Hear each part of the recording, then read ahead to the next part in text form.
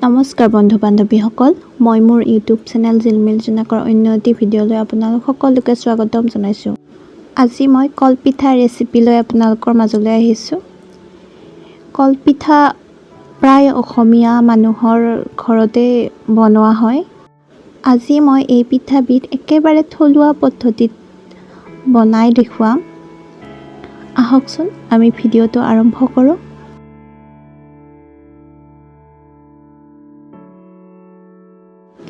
এয়া আমি কেইটামান ঢেঁকীত খুন্দা চাউলৰ গুড়ি লৈ লৈছোঁ আৰু এই চাউলৰ গুড়িখিনি এখন কেৰাহীত আমি সঘনাই লৰাই থাকি এইখিনি কালাৰটো অকণমান চেঞ্জ হোৱালৈকে আমি ভাজি ল'ম।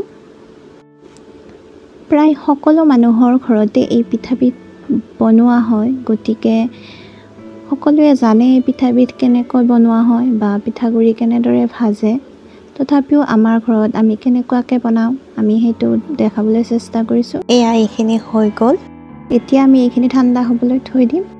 আমি লৈছোঁ কেইটামান খুব ধুনীয়াকৈ পকা কল আৰু এখন এনেকুৱা ধৰণৰ বাঁহৰ চালনী লৈ লৈছোঁ আৰু এটা পাত্ৰৰ ওপৰত আমি চালনীখন এনেদৰে থৈ এই কলখিনি বাকলি গুচাই আমি চেকি ল'ম।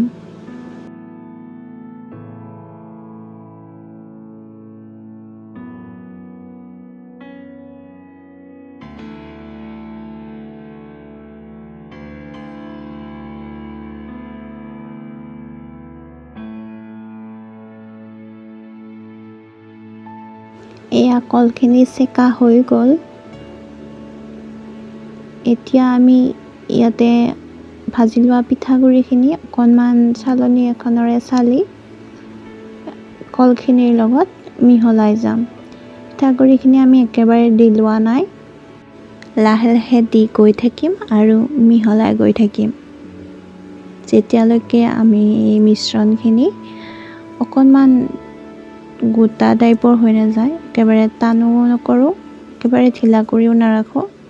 এতিয়া আমি কেইখনমান কলৰ পাত লৈ এনেদৰে সেকি ল'ম।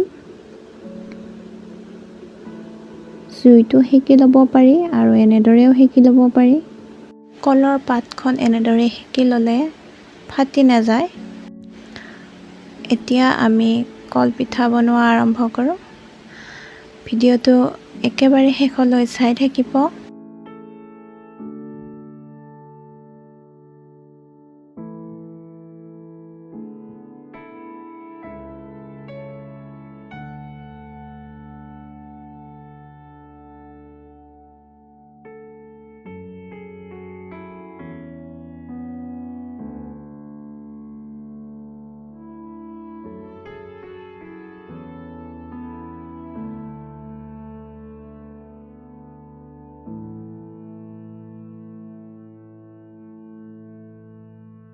এয়া আমাৰ এখন হৈ গ'ল। এতিয়া আকৌ এখন আমি বনাই লওঁ।